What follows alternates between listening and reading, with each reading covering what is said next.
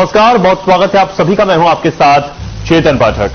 बड़ी खबर रायपुर से है। 24 मार्च को केंद्रीय गृह मंत्री का छत्तीसगढ़ दौरा है। छत्तीसगढ़ बस्तर दौरे पर रहेंगे अमित शाह। बस्तर में सीआरपीएफ स्थापना दिवस कार्यक्रम में होंगे शामिल। कार्यक्रम को लेकर तैयारियां पूरी कर ली गई हैं। बस्तर पहुंचकर सबसे पहले करेंगे दंतेश्वरी माता के दर्शन। बीजेपी नेताओं से करेंगे मुलाकात। आने वाले विधानसभा चुनावों को लेकर बीजेपी नेताओं को करेंगे चार्ज।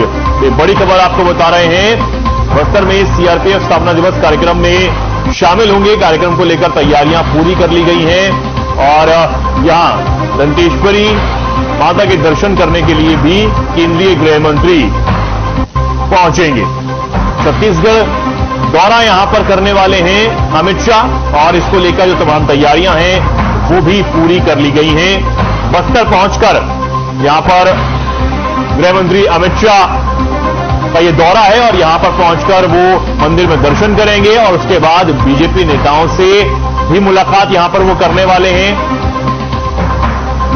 एक बड़ी खबर आपको बता रहे हैं, गृह मंत्री अमित शाह का छत्तीसगढ़ दौरा है। खबर जगदलपुर से है, जहां केंद्रीय गृह मंत्री अमित शाह के आगामी दौरे को लेकर 24 और 25 मार्च को मां दंतेश्वरी एयरपोर्ट और सीआरपीएफ कैंप करणपुर से 5 किलोमीटर की परिधि में सभी प्रकार के ड्रोन के संचालन को प्रतिबंधित किया गया है। गृह मंत्री के दौरे की तैयारियों का जायजा लेते हुए कलेक्टर चंदन कुमार ने आदेश जारी किए हैं।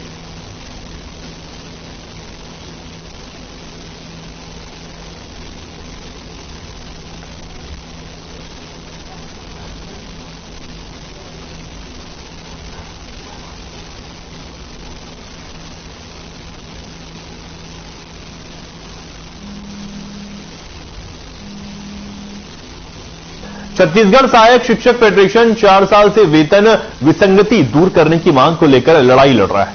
मुख्यमंत्री भूपेश बघेल के निर्देश पर कमेटी बनाने का निर्णय लिया गया था। इसका निर्णय अभी तक नहीं आ पाया। सहायक शिक्षक समग्र शिक्षक फेडरेशन ने सभा आयोजित की। इसके बाद सैकड़ों शिक्षक शिक्षिकाओं ने राज्य सरकार पर जमकर हमला बोला। सहायक शिक्षक फेडरेशन ने रैली निकाली, जिसके बाद सहायक शिक्षकों और प्रधान पाठकों की वेतन विसंगति को दूर करने को लेकर धरना प्रदर्शन कर ज्ञापन भी सौंपा गया।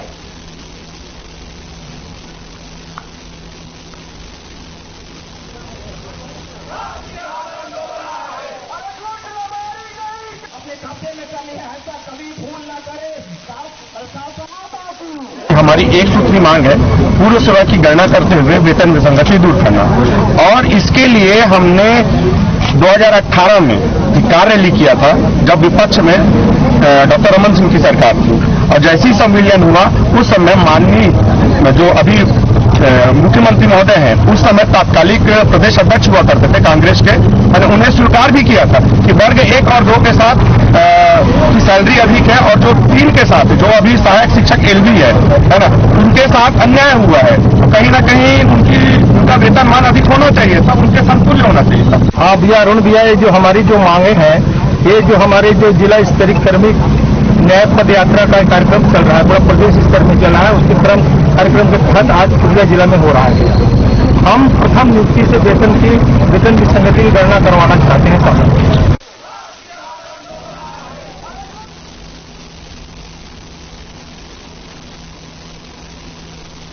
कल से गृह मंत्री अमित शाह 2 दिन के बस्तर दौरे पर पहुंच रहे हैं, जिसको लेकर प्रशासन पूरी तरह से सतर्क हो गया है। जगह जगह पर सुरक्षा व्यवस्था का जायजा लिया जा रहा है। आपको बता दें कि गृह मंत्री के आगमन से पहले नक्सलियों ने अपनी उपस्थिति दर्ज करवाई और रेलवे लाइन दोहरीकरण में लगी वाहनों में आगजनी कर दी। आपको बता दें कि बीती रात नक्सलियों ने एक ट्रक और पोकलेन मशीन में आग लगा दी। इस दौरान सर्चिंग पर निकले जवानों पर नक्सलियों ने फायरिंग भी की। वहीं जवाबी कार्रवाई में नक्सली जंगल के आड़ लेकर भाग निकले।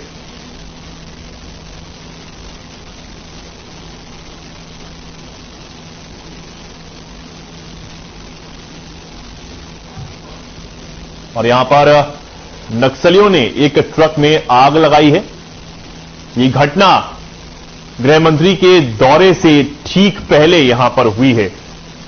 सुरक्षा व्यवस्था में पुलिस हालांकि जुटी हुई है, तैयारियां पूरी कर ली हैं, ये कहा जा रहा है, लेकिन दौरे से ठीक पहले नक्सलियों की द्वारा ये जो घटना है उसको अंजाम यहां पर दिया गया है। ट्रक में आग लगाई गई है और सुरक्षा बलों के साथ यहां पर मुठभेड़ की भी खबर है। बस्तर दौरे पर गृह मंत्री अमित शाह पहुंचने वाले हैं, उससे ठीक पहले सुरक्षा व्यवस्था में पूरा पुलिस महकमा यहां पर जुटा हुआ है। हालांकि नक्सलियों ने यहां पर एक ट्रक को आग लगाई है, यह खबर भी निकलकर सामने आई।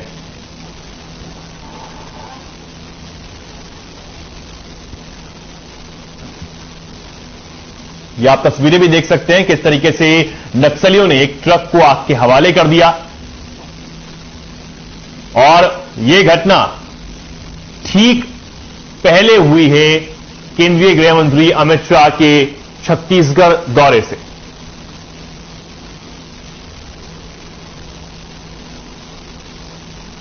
हालांकि सुरक्षा बल जो है वो सर्च ऑपरेशन यहां पर चला रहे हैं, ढूंढने की कोशिश यहां पर की जा रही है क्योंकि सुरक्षा के पुख्ता इंतजाम इस वक्त यहां किए गए हैं।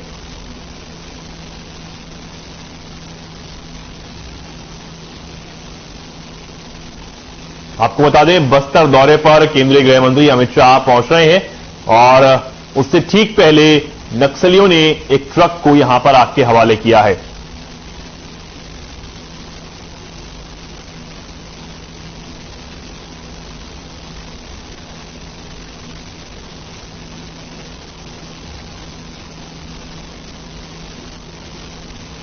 पूरा पुलिस महकमा यहां पर सुरक्षा व्यवस्था में जुटा हुआ है। लगातार सुरक्षा का जायजा यहां पर लिया जा रहा है क्योंकि खुद गृह मंत्री अमित शाह बस्तर दौरे पर पहुंच रहे हैं। यहां पर वो पहुंचते ही मंदिर में दर्शन करेंगे, उसके बाद कार्यक्रम में वो हिस्सा लेंगे। सीआरपीएफ का यहां कार्यक्रम है और उसके बाद वो बीजेपी नेताओं से मुलाकात करने वाले हैं। लेकिन अमित शाह के दौरे से ठीक पहले यहां पर नक्सलियों ने अपनी उपस्थिति दर्ज करवाई है और एक ट्रक को आग के हवाले किया है। हालांकि सुरक्षा बल अब सर्च ऑपरेशन यहां पर चला रहे हैं।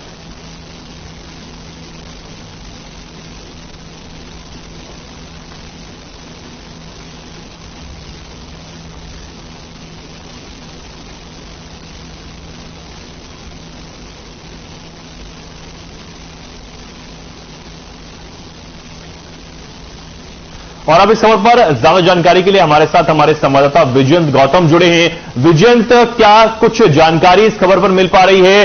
कैसे नक्सलियों ने इस पूरी घटना को अंजाम दिया? सर, बीती रात की घटना है सर।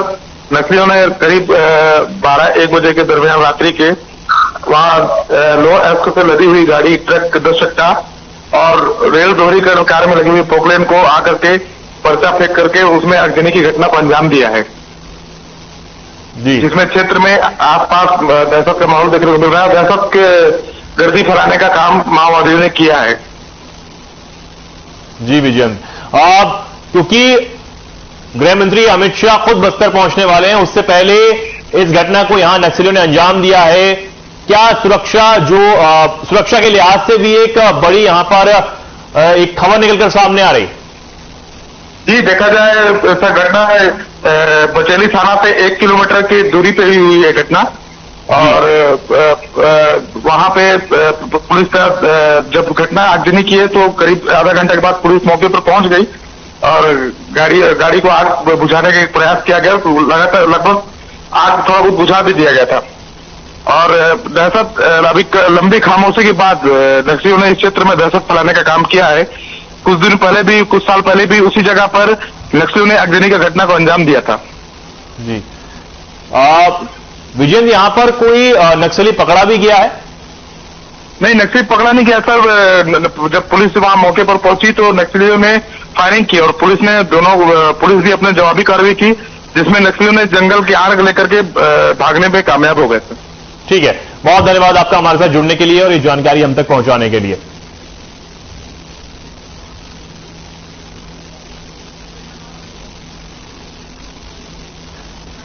आगे बढ़ेंगे। रायपुर में अमृतपाल के समर्थन में निकाली गई रैली पर पूर्व मंत्री बृजमोहन अग्रवाल ने सरकार पर तंज कसा। देश विरोधी गतिविधि करने वाले लोगों को उसकी छत्तीसगढ़ शरण गृह बन गई है। राज्य सरकार के संरक्षण में उनकी नाक के नीचे देश विरोधी रैली निकाला दुर्भाग्यजनक है। सरकार को देश विरोधी काम करने वाले लोगों के खिलाफ कड़ी से कड़ी कार्रवाई करनी चाहिए।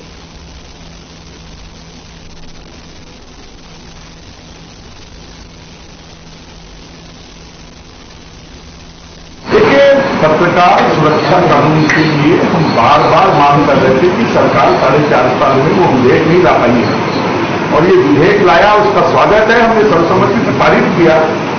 परंतु जो पत्रकारिता है वो सबसे जोखिम का काम है, लोकतंत्र का हमारा चौथा स्तंभ है, और मुख्य रूप से तो जो हमारे ग्रामीण क्षेत्रों में काम करने वाले पत्रकार हैं, जो जान को जोखिम में डालकर और पत्रकारिता करते हैं और उनके ऊपर में हमले होते हैं, उनको जेल में डाला जाता है। हम चाहते थे कि ये पत्रकारिता कानून खाली हाथी का दांत नहीं हो दिखाने का और खाने का, और ये पत्रकारिता कानून इतना ठोस बने कि पत्रकार निर्भीक होकर, स्वतंत्र होकर काम कर सके। और इसलिए हमने चाहा था कि इसके ऊपर में पत्रकार जगत की भी राय लेनी चाहिए, इसके ऊपर में जनता की भी राय लेना चाहिए, इसके ऊपर में देश के विशेषज्ञों की भी राय लेना चाहिए। परंतु मुझे लगता है कि ये पत्रकार कानून का हमने स्वागत किया, सर्वसम्मति से पारित किया है, परंतु ये दंड विहीन, नर्क विहीन और अधिकार विहीन जैसा बनाया है, जिसमें लिमिटेड लोगों को सरकार जिसको चाहेगी उसको मान्यता देगी, जिसको चाहेगी उसकी मान्यता समाप्त कर देगी।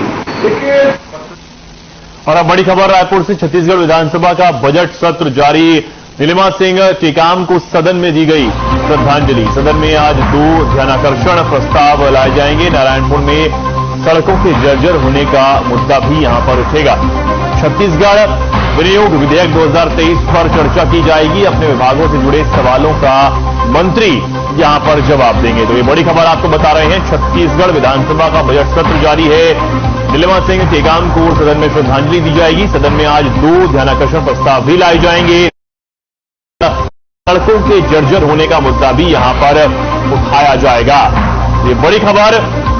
छत्तीसगढ़ विधानसभा का बजट सत्र जारी है, जिसमें तमाम सवालों के जवाब यहां पर मंत्री देंगे और ये कार्रवाई शुरू होने से पहले नीलिमा सिंह टेकाम को सदन में श्रद्धांजलि दी जाएगी। सदन में आज 2 ध्यानाकर्षण प्रस्ताव भी लाए जाएंगे। साथ ही साथ नारायणपुर में सड़कों के जर्जर होने का मुद्दा भी उठाया जाएगा। यूथ कांग्रेस ने यंग इंडिया के बोल कार्यक्रम की शुरुआत की। युवाओं को इस कार्यक्रम के जरिए कई विषयों पर अपने विचार रखने के लिए मंच दिया जाएगा। जिला स्तर से इस कार्यक्रम के जरिए प्रवक्ताओं के रूप में युवाओं का चयन होगा। पीसीसी अध्यक्ष मोहन मुरकाम ने कहा कि यूथ कांग्रेस ने पूरे देश भर में प्रतिभाओं को निकालकर आगे लाने का प्रयास किया। देश में 65% युवा देश की दशा और दिशा बदल सकते हैं। कांग्रेस पार्टी भी यूथ कांग्रेस एनएसयूआई ऐसे प्रतिभाओं को आगे लाकर उनका प्रतिभा का उपयोग किया जाए। कांग्रेस संचार विभाग के प्रमुख सुशील आनंद शुक्ला, सुबोध हरिद्वार, आर्यन शर्मा, यूथ कांग्रेस प्रभारी छत्तीसगढ़ व अन्य उपस्थित रहे। इस मौके पर यूथ कांग्रेस का पोस्टर लॉन्च किया गया।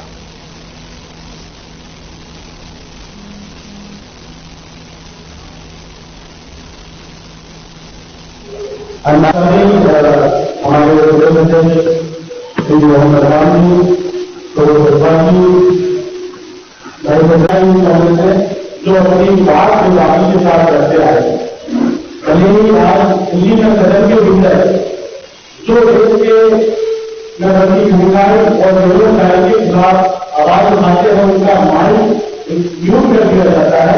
लेकिन यूथ कांग्रेस देश के लाखों लोगों को माइंड करने का काम कर रहा है कि आइए और अपनी बात पूरी बेबाकी और बंगाली के साथ बोल जो आईवाईसी यूथ कांग्रेस द्वारा पूरे देश भर में प्रतिभाओं को निकालकर आगे लाने का प्रयास किया जाता है। देश में 65% युवा देश की दशा और दिशा बदल सकते हैं। हमारी कांग्रेस पार्टी भी, यूथ कांग्रेस आईवाईसी भी ऐसे प्रतिभाओं को आगे लाकर उनका कैसे उनके प्रतिभा का उपयोग किया जाए, उसके बारे में एक अभियान पूरे देश में भर में चलाया जा रहा है। देश में एक हिंदू और मुसलमान के भाइयों को युद्ध चलाया जा रहा है, उसके खिलाफ एक मंच देने का काम पार्टी कांग्रेस करती है और उसकी पोर्टल को तीसरे दिन को लॉन्च करने का काम पार्टी और कांग्रेस ने आयोजन शर्मा को राष्ट्रीय व्यवस्था बनाकर लॉन्च कर दिया है। मैं चाहूंगा प्रदेश अध्यक्ष कांग्रेस के आकाश शर्मा जी हैं, आकाश शर्मा जी अपनी बातों को है कि आयोजन आपको पूरा प्रोसेस और किस तरीके से कार्यक्रम ऑर्गेनाइज होगा उसके माध्यम से आपके सामने हम कार्यक्रम को सुदृढ़ लॉन्च करें।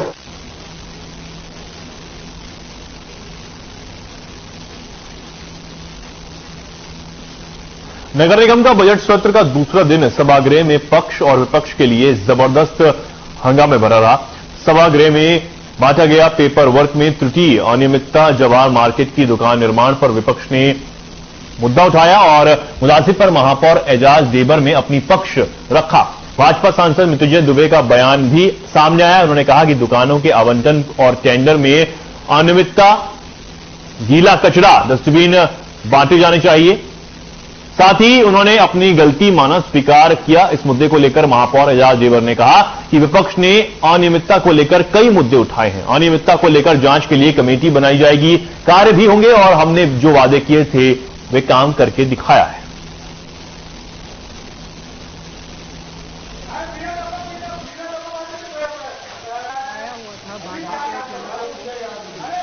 तो गांव बसा ही, इसलिए हम उसको पहले से नहीं बोल सकते कि उसमें क्या होगा। देखिए ये प्लानिंग ये है 200 करोड़ रुपए का हम बॉन्ड है, 200 करोड़ रुपए के बॉन्ड जाएंगे। उस बॉन्ड को कोई भी व्यक्ति, संस्था, शैक्षणिक संस्था, बिल्डर, कोई भी उस बॉन्ड पे इन्वेस्ट कर, वो इन्वेस्ट करेगा, हमारे पास पैसे आएंगे। उस पैसे से हम कोई भी ऐसा वो नहीं करेंगे जिसमें नाली है ये सब नहीं, उसमें आप सिर्फ कमर्शियल चीज हम कर सकते हैं, उसके अलावा कोई दूसरी चीज नहीं कर सकते। जमीन के विषय है, जो शहर के विकास के विषय, 15वें वित्त आयोग का जो विषय था उसे हमने सहमति को पास किया है। और जो दुकानों का विषय था, दुकानों में जवाहर बाजार में गड़बड़ियां दिखी और दुकानों में 6 महीने बाद रोक के रखा गया और दुकानों की राशि में गड़बड़ी दिखी। नगर निगम को हानि पहुंचाने वाले विषयों में हमने उसको गिराया है। कुल मिला के आप देखेंगे तो नगर निगम में दुकानों के आवंटन में भारी गड़बड़ी है। 15वें वित्त आयोग का जो पैसा आया हुआ है 2020 का, 5 दिन तक वो घर घर जो डस्टबिन बांटे जाने थे, दुकानों में डस्टबिन बांटे जाने थे, उस डस्टबिनों को बांटा नहीं गया था। आज स्वीकार किया गया है जब यहां पर बहस किया गया भारतीय जनता पार्टी के। अब खबर रायपुर से है। पत्रकार सुरक्षा कानून को पूर्व मंत्री बृजमोहन अग्रवाल ने सरकार का पब्लिसिटी स्टंट बताया है। इस दौरान उन्होंने कहा कि विधेयक का स्वागत करते हैं, लेकिन पत्रकारिता सबसे जोखिम का काम है। पत्रकार सुरक्षा कानून में हाथों का दांत नहीं होना चाहिए था, अधिकार विहीन जैसा पत्रकार सुरक्षा कानून बनाया गया है।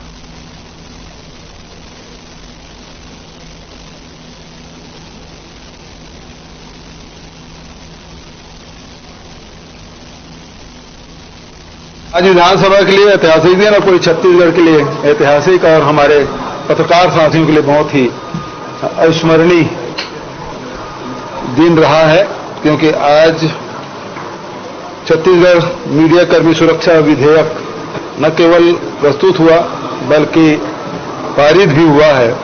हमारे पत्रकार साथी जो अपने जान जोखिम में डालकर अंदरूनी क्षेत्रों में जाकर खबर लाते हैं, बहुत सारे ऐसे लेख भी लिखते हैं जिससे उनको, उनके परिवार के लोगों को खतरा बढ़ जाता है। साथ ही जनहानि साथ धनहानि की भी संभावना बन जाती है। ऐसे में जितने भी हमारे पत्रकार हैं, चाहे वो इलेक्ट्रॉनिक मीडिया को हो, चाहे प्रिंट मीडिया को हो, चाहे पोर्टल के हों, सभी साथियों के जो ऑफिस में जो काम करते हैं वो भी और जो गांव में काम करते हैं उनके लिए भी न केवल अधमान्यता पत्र जारी करने का बल्कि उसे रजिस्ट्रेशन कराने की, जिसको अधमान्यता पत्र नहीं है, और कोई प्रेस यदि कहता है कि हमारे साथ में है और जो लगातार उसमें 6 महीने के अंदर में 3 लेख लिखे हों या स्टोरी की हों, ऐसे लोग हैं जिसको इस सुरक्षा मीडिया कर्मी सुरक्षा कानून के दायरे में लाया गया है ताकि पत्रकारों की सुरक्षा हो सके। आज विधानसभा के लिए ऐतिहासिक दिन और पूरी छत्तीसगढ़ के लिए ऐतिहासिक। और हमारे भारतीय जनता पार्टी के प्रवक्ता व पूर्व मंत्री राजेश मूणत ने प्रेस कॉन्फ्रेंस करते हुए सीडी कांड मामले को लेकर कहा कि इसके जो भी दोषी हैं उनको सजा मिलेगी, भगवान उनको सजा जरूर देगा। साथ ही उन्होंने यह भी कहा कि सरकार के आते ही 2 महीने बाद मेरी सुरक्षा हटा दी गई और मुझे टारगेट किया गया। अब जिसके पलटवार में प्रदेश कांग्रेस प्रवक्ता धनंजय सिंह ठाकुर का बयान भी सामने आ गया है। उन्होंने कहा है कि पूर्व मंत्री राजेश मूणत के घोटालों और गड़बड़ी की जांच हो रही है। स्काई वॉक में जो उन्होंने गड़बड़ी की है उनकी भूमिका के बारे में शिकायत की गई है। अब उनको पता चल रहा है कि उन्होंने और भी मामलों में गड़बड़ी की है, उस पर जांच हो रही है, जिससे राजेश मूणत भयभीत है।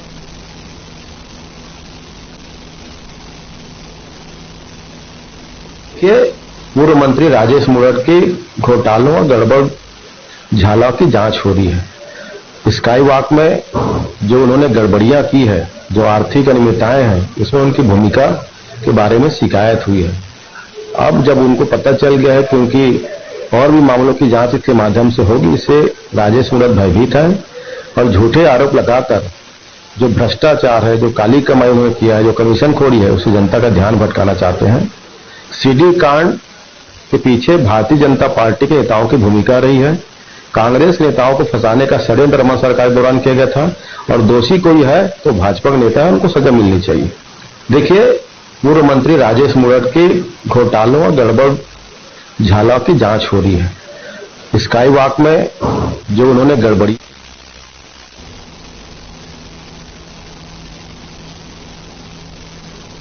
बुरहानपुर शहर की अपनी एक ऐतिहासिक और सांस्कृतिक विरासत रही है। इस सांस्कृतिक विरासत की कड़ी में बुरहानपुर की कला प्रेमी जनता सांस्कृतिक, कलात्मक और रचनात्मक गतिविधियों का आयोजन निरंतर करती रही है और उसमें उसकी सक्रिय सहभागिता रही है। इसी के चलते बुरहानपुर के पास ग्राम धामनगांव स्थित मां बागेश्वरी के मंदिर में चैत्र नवरात्रि के पावन अवसर पर ग्रामोदय मेले का आयोजन किया जा रहा है। चैत्र की नवरात्रि में 22 से 30 मार्च तक ग्राम धामनगांव में ग्रामोदय मेले का आयोजन किया जा रहा है। यह मेला विशेष मां, बहन और बच्चों को समर्पित रहेगा। प्रेस वार्ता में पूर्व कैबिनेट मंत्री और बीजेपी प्रदेश प्रवक्ता अर्चना चिटनिस ने इसकी जानकारी दी। चिटनिस ने बताया कि आदिशक्ति के पर्व चैत्र नवरात्रि के अवसर पर प्रतिदिन अनेक आयोजन होंगे।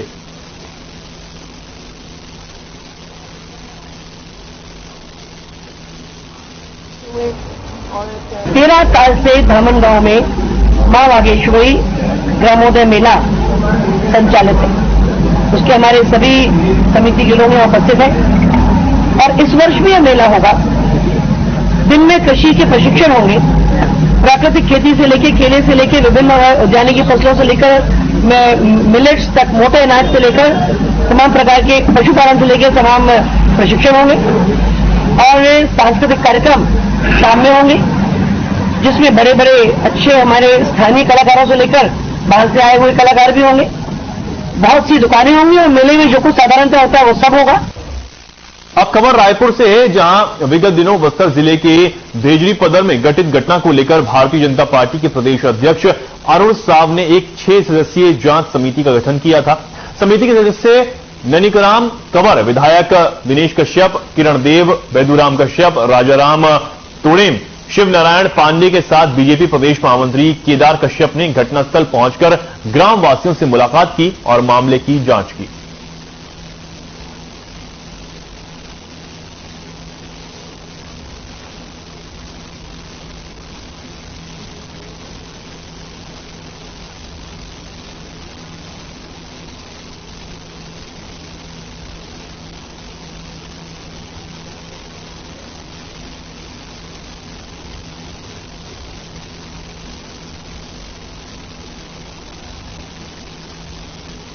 खबरों में फिलहाल के लिए इतना ही। नमस्कार।